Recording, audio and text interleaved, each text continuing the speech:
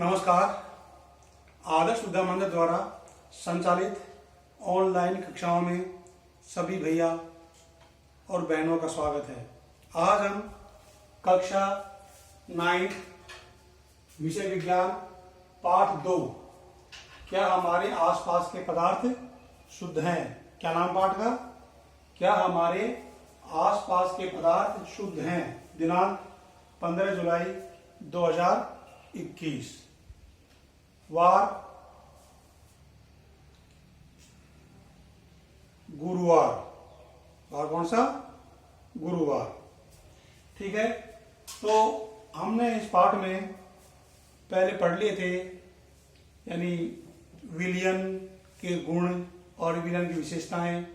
इसके बाद हमने पढ़ा था कि निलंबन के क्या क्या गुण होते हैं, क्या क्या उसकी विशेषताएं होती हैं। तो उसी प्रकार आगे है कोलाइडल विलयन। क्या है? कोलाइडल विलयन की विशेषताएं, यानी इसके क्या क्या गुण होते हैं। तो सबसे पहले देखिए कोलाइडल विलयन क्या होता है। नंबर 1 है कि कोलाइडल के कण विलयन में समान रूप से फैले रहते हैं। देखिए जो कोलाइडल होते हैं इनके कण होते हैं विलयन के अंदर समान रूप से फैले रहते हैं। क्या होते हैं कि विलयन में इनके कण समान रूप से फैले रहते हैं। नंबर 2 है निलंबन की अपेक्षा। जो हमने इससे पहले पढ़ा था निलंबन की अपेक्षा कणों का आकार छोटा होता है।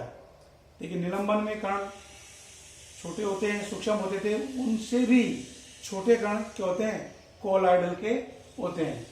तो निलंबन की अपेक्षा कणों का आकार छोटा होने के कारण यह मिश्रण समांगी प्रतीत होता है। लेकिन समांगी मिश्रण प्रतीत होता है, लेकिन यह मिश्रण वास्तव में समांगी नहीं है। एक तो प्रतीत होता है, यानी आभास होता है, हमको महसूस होता है, और एक वास्तव में। तो कणों का आकार छोटा होने के कारण यह मिश्रण समांगी प्रतीत होता है, लेकिन वास्तविकता में मिश्रण विषमांगी होता है। यानी वास्तविक रूप में मिश्रण क्या होता है? विषमांगी होता है। जैसे इसका उदाहरण है दूध। क्या है? दूध।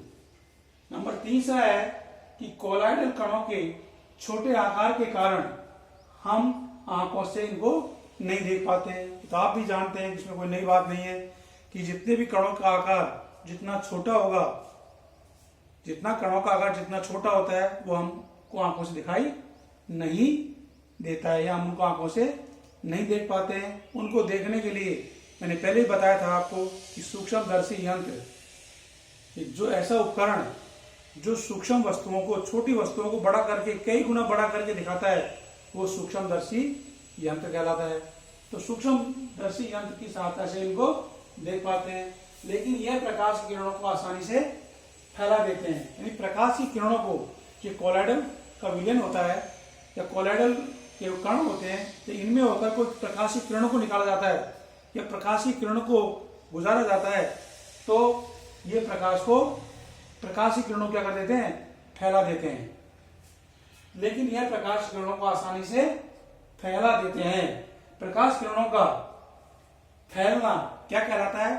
टिंडल प्रभाव कहलाता है। तो हम कह सकते हैं सीधे सीधे शब्दों में कि कोलाइडल कण या कोलाइडल विलयन जो होता है वो टिंडल प्रभाव दर्शाता है। कौन सा प्रभाव?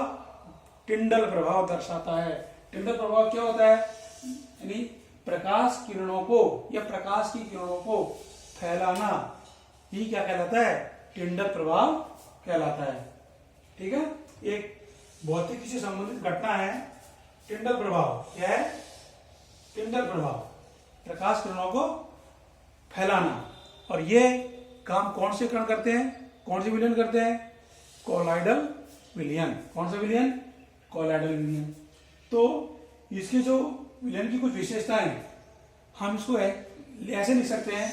सबसे पहले विशेषता इसकी हो जाएगी कि यह विषमांगी मिश्रण है। हमने पढ़ा था कि कणों का आकार छोटा होने के कारण यह मिश्रण समांगी प्रतीत होता है।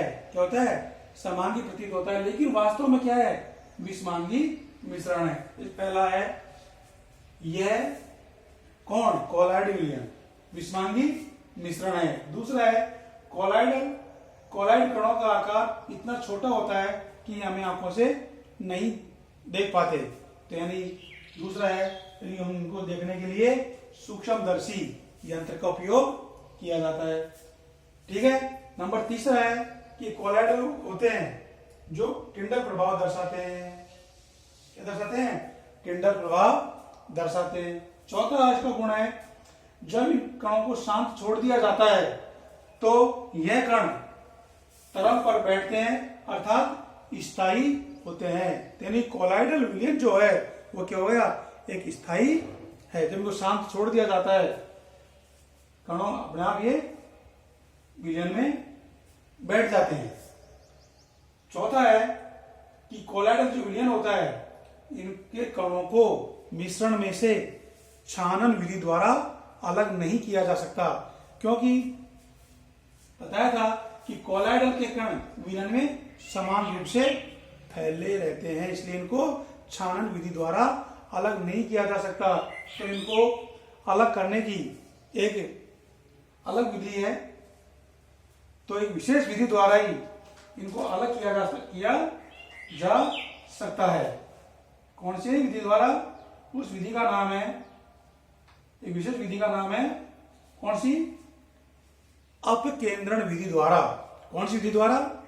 अपकेंद्रण विधि द्वारा इनको अलग किया जा सकता है। मैं यहां लिख रहा हूं कौन सी विधि? अपकेंद्रण या अपकेंद्रीकरण विधि द्वारा इसको अलग किया जा सकता है। इस विधि द्वारा अलग किया जा सकता है इसको। कौन सी विधि द्वारा? अपकेंद्रीकरण या अपकेंद्रण विधि द्वारा। जैसे दूध और पानी का मिश्रण होता है, क्या होता है? दूध और पानी का मिश्रण ये टिंडल प्रभाव दर्शाता है। दूध और पानी का मिश्रण क्या दर्शाता है? टिंडल प्रभाव। ठीक है। तो अब आप इसका स्क्रीनशॉट ले लीजिए। आपको अपनी गृह कार्य कॉपी के अंदर ये काम उतारना है। क्या करना है? इस कार्य को अच्छी तरह से गृह कार्य कॉपी में उतारना होता है। ठीक है ना? और ये आपको गृह कार्य में करना है। तो छानन विधि द्वारा इनको अलग नहीं किया जा सकता। कौन सी विधि द्वारा अलग किया जा सकता है?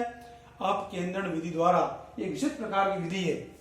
जैसे दूध से मक्खन या क्रीम निकालने के लिए भी इसी विधि का उपयोग किया जाता है। ठीक है। तो आज इतना ही, अगले वीडियो में आगे बताएंगे। धन्यवाद, नमस्कार।